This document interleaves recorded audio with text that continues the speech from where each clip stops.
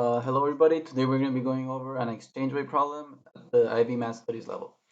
So they tell us that Griselda is traveling to Kota Kinabalu in Malaysia, sorry if I said it wrong, at the airport. She saw the following information at the currency exchange counter, right? And it has all of this. Now, these diagrams, or these like exchange counters, are always from the perspective of the bank. So if it says buy, it is buying them from you. Okay, so this is the perspective of the bank. That's very important. All right, so it gives us all that information, and it also tells us that the bank is going to buy from us 1 USD. It's going to be 4.25 MYR, and also no commission. Okay, for part A, it tells us that Griselda changed 460 SGD to MYR, and that we have to calculate the amount of MYR that Griselda received. Okay, the way I like to set up these problems is the following way. I ask myself, okay, I am changing 460 SGD for an X amount of MYR. Okay?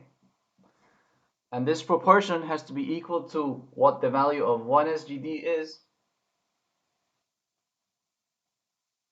in an MYR for the bank, right?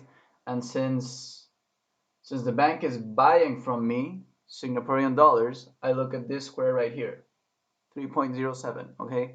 Again, the bank is buying from me Singaporean dollars, and so 1 SGD is going to be equal to 3.07 MYR.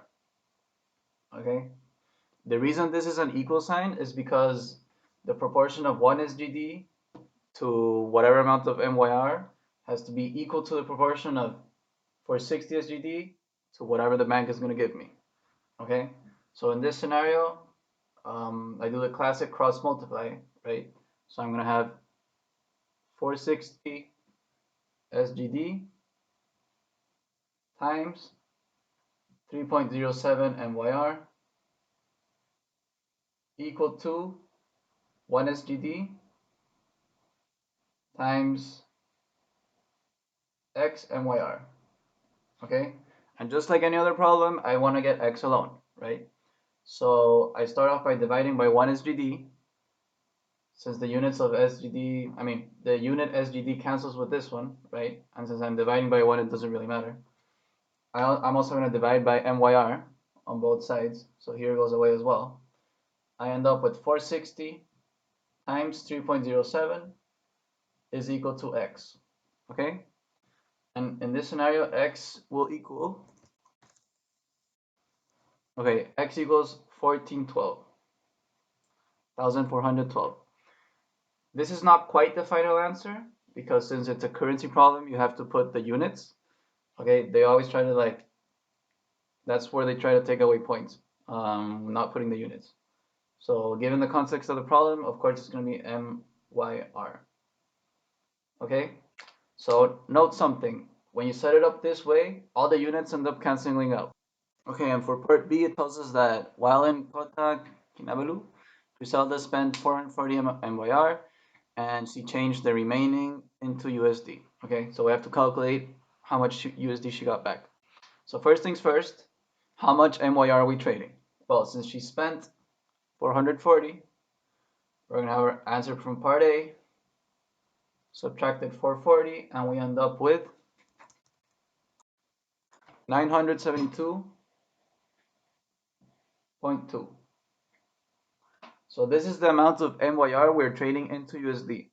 And at the beginning of the problem, they gave us that 1 USD is going to be 4.25 MYR when the bank buys from us. Okay? So, again, the same logic as before. I have 972.2 MYR. I want to know how much USD this is going to be. So I'm going to put Z as a variable, okay? And I know that 4.25 MYR is 1 USD for the bank. Note another thing that when you set it up this way, the units on the on the top and on the bottom have to be the same on both sides. So like on both numerators I have MYR, and in both denominators I have USD. Okay, so again I cross multiply. I'm not gonna care about the units because I know they cancel out. So I end up with 972.2 times 1, so it's just gonna stay like this, is equal to 4.25 Z. I divide both sides by 4.25, and Z is going to equal, okay, Z equals 218. And again, we're not done yet because units are very important. And so this is 218 USD. Okay, so that is the answer for part B. Okay, just like a quick recap, you have to remember that this is from the perspective of the bank. So you really have to like think about it before you plug in the numbers. And also setting it up this way, two things. The units on the top have to be equal to the units on the bottom, numerators and denominators.